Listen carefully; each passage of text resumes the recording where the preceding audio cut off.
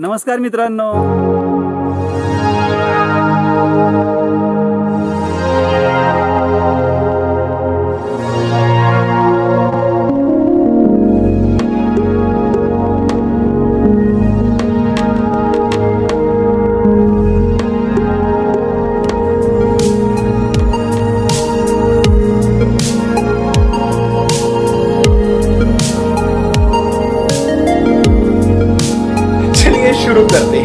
नमस्कार मित्रांनो, माझ्या केक्यू द ट्रेक व्लॉग या चॅनलवर पुन्हा एकदा आपले स्वागत आहे।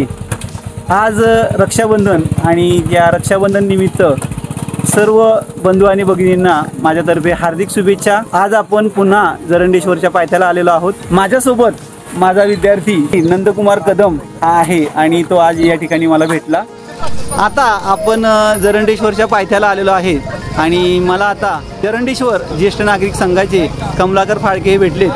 त्याचबरोबर या ठिकाणी गाड्या इथंच लावल्या जातात आणि हे वन विभागाचे अधिकारी, त्याचबरोबर ह्या सगळ्या गाड्या आपण पाहू शकता की ह्या इथंच लागतात। आपण ज्या वेळेला सातारा रोड पाडळी बाजूने याल त्यावेळेला आपल्याला इथं गाड्या लावाव्या लागतात आणि म्हणून बरीचशी लोक जामकडनं किंवा तिकडं पलीकडं जळगावातून सुद्धा रस्ता आहे त्या मार्गे लोक येत असतात। समोर आपल्याला जरंडेश्वरचा डोंगर दिसत आहे आणि गाडी लावून साधारण 1 किलोमीटर आम्हाला चालत जावं लागणार आहे। समोर मारुतीरायाचं 1200 मीटर उंचीचा हा डोंगर, साधारण 3700 फूट उंचीचा हा डोंगर, अवघड श्रेणीमध्ये मानला जाणारा हा डोंगर आहे। मी आता इथून वर निघालेलो आहे आणि येतानाच ह्या आमच्या महाविद्यालयातील 2 विद्यार्थिनी ही पूनम नोरे भेटली आणि आता मी वर निघालेलो आहे। वर गेल्यानंतर पुन्हा माझा नेहमीचा जो उपक्रम आहे स्वच्छता ही सेवा, स्वच्छता ही संस्कार, या उपक्रम आपण वर गेल्यावर करूया। हे आता पाण्याची बॉटल न्या म्हणून म्हणतायत। मी यांना हीच विनंती करतो की ती जशी पाण्याची बॉटल न्या म्हणतायत तशीच पाण्याची बॉटल खाली आणा, असं पण त्यांनी या सगळं भाविकांना म्हणावं। जय श्रीराम। बाटली जशी न्याल तशी आणा। आता आपण पायऱ्या चढायला सुरुवात करत आहोत आणि ह्या ज्या अशा सुंदर अशा पायऱ्या झालेल्या आपण पाहत आहात, तर ह्या पायऱ्या शासनाच्या वन विभागाच्या वतीने बनवण्यात आलेल्या आहेत आणि ह्या पायऱ्यांचा देखभाल आणि याच्यामध्ये या पायऱ्या बनवत असताना जय जरंडेश्वर जीर्णोद्धार समितीचे प्राध्यापक जीवन पाटील, त्याचप्रमाणे जरंडेश्वर ज्येष्ठ नागरिक संघाचे प्रदीप फाळके या लोकांचंही बहुमोल असं मार्गदर्शन व योगदान आहे। जय जरंडेश्वर।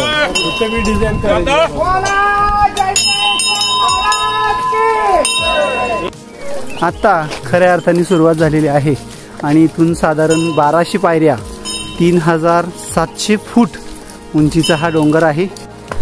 खरं तर वर जरंडेश्वरला जायला मार्ग आहे, पण आम्ही जरा वेगळी वाट करून इकडून जरा निघालेलो आहे, कारण एक नवीन गोष्ट आज आपल्याला पाहायची आहे।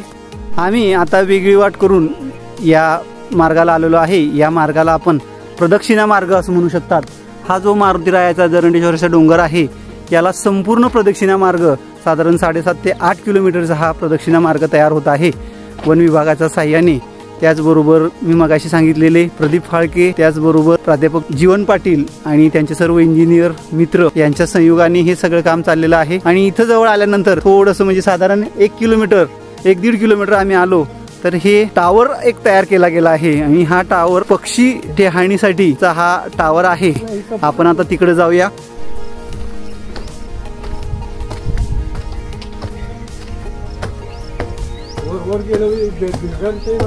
माझ्या बरोबर असणारे कमलाकर फाळके हे सुद्धा येत आहे। समोर आता आपल्याला वर जरंडेश्वरचा डोंगर दिसतो आहे आणि हा जो काही मार्ग आहे हा संपूर्ण प्रदक्षिणा मार्ग तयार होत आहे।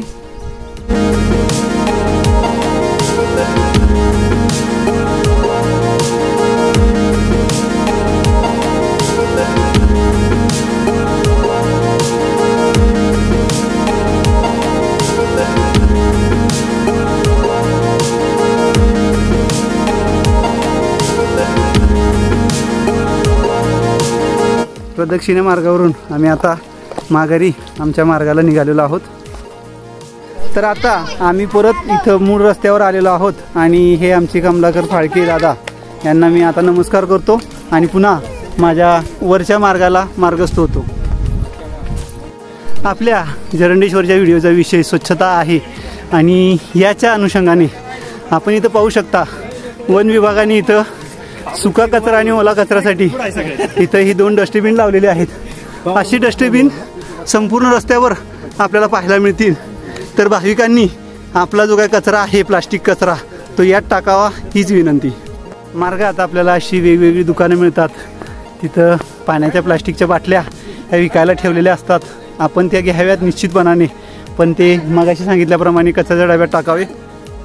कुठं भीती वाटली तुला? इथं का? लई भीती वाटलेली. ओके, माणसं इथं बसून विसावा घेत आहेत.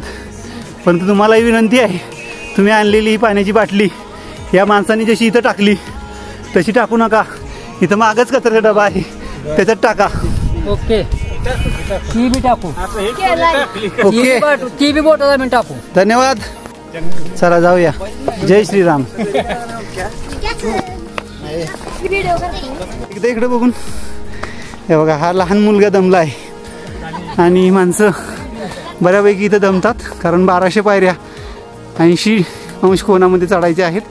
हे बघा, अशा पद्धतीने खाऊन पाणी पिऊन माणसं अशा बाटल्या आणि कचरा टाकत असतात.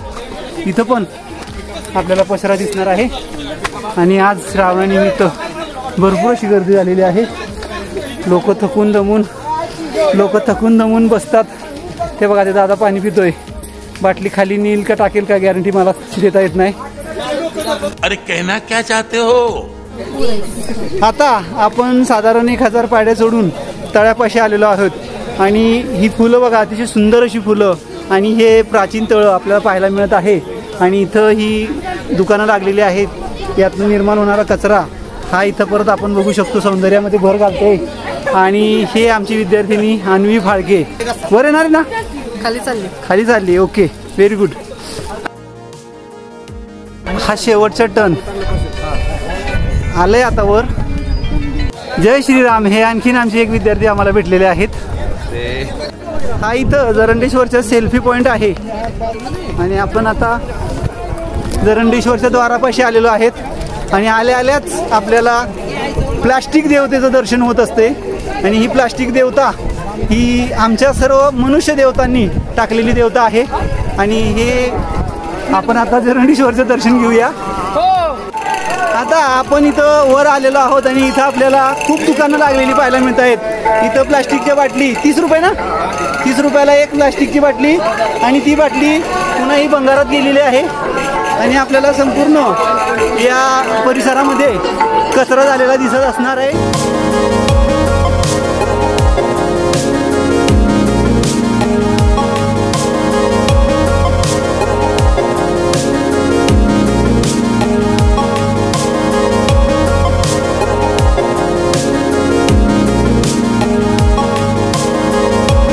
आपण आता गाभाऱ्यात आलेलो आहोत.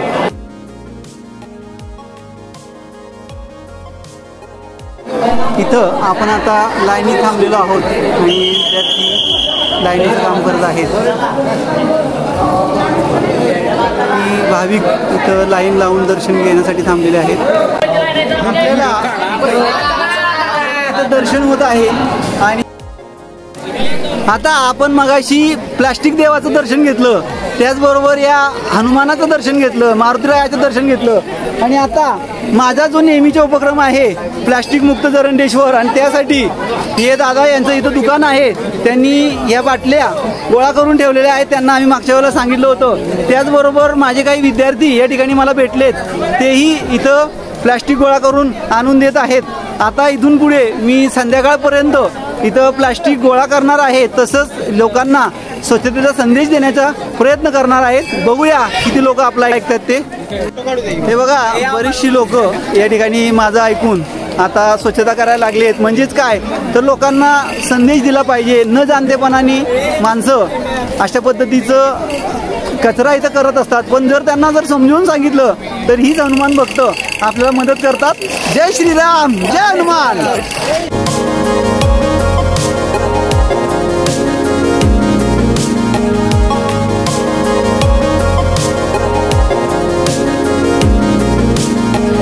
आपल्याला मंदिराच्या चारी बाजूंनी असा प्लास्टिकचा कचरा झालेला दिसत असतो आणि इकडं पलीकडे सुद्धा तुम्हाला मी मगाशी प्लास्टिकचा कचरा दाखवतो. इथं आपल्याला एक कचऱ्याचा ढिगारा पाहायला मिळतो मंदिराच्या जस्ट उजव्या बाजूला आणि इथं भरपूर प्लास्टिक गोळा झालेलं असतं. जय जरंडेश्वर ग्रुपच्या माध्यमातून आपल्याला या ठिकाणी बरंचसं स्वच्छतेचं कार्य करत असताना पाहायला मिळतं. परंतु आपण स्वतः जर आणलेली बाटली प्लास्टिक जर खाली नेलं तर हे परिसर स्वच्छ राहील. हे बघा, आत्ताच एका माणसाने तिथं बाटली फेकलेली आहे. जय श्रीराम.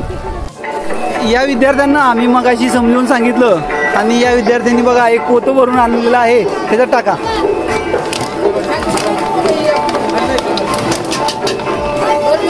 अशा पद्धतीने आज दिवसभर प्रबोधनाचं काम मी करणार आहे. जय श्रीराम.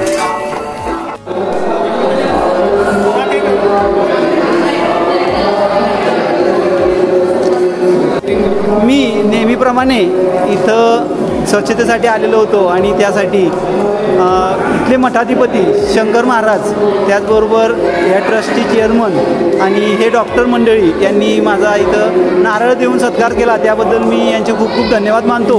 आणि या ठिकाणी मारुती जरंडेश्वरतर्फे मोफत औषध प्रथमोपचार कक्ष इथं स्थापन करण्यात आला आहे. आणि हे डॉक्टर, तुमचं नाव काय? नमस्कार, माझं नाव शंकर विष्णू भाग्यवंत. मी आरोग्य सेवक उपकेंद्र रेवडी, प्राथमिक आरोग्य केंद्र सातारा रोड. आणि आपण? नमस्कार, माझं नाव वाणी स्वप्नील रामनाथ, प्राथमिक आरोग्य केंद्र की नाही उपकेंद्र चिलेवाडी. धन्यवाद. हे आमचे भक्त मंडळी नेहमीचे आमचे परिचयाचे आहेत.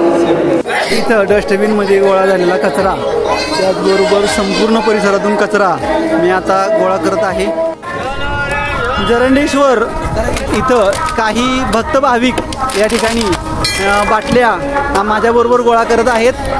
मी चालवलेला हा उपक्रम याला प्रतिसाद म्हणून या सगळ्यांनी इथं स्वच्छता केली आणि त्याचबरोबर सर्व प्लास्टिकच्या बाटल्या आणि प्लास्टिक ते वेगळं करत आहेत. त्यांचे खूप खूप धन्यवाद.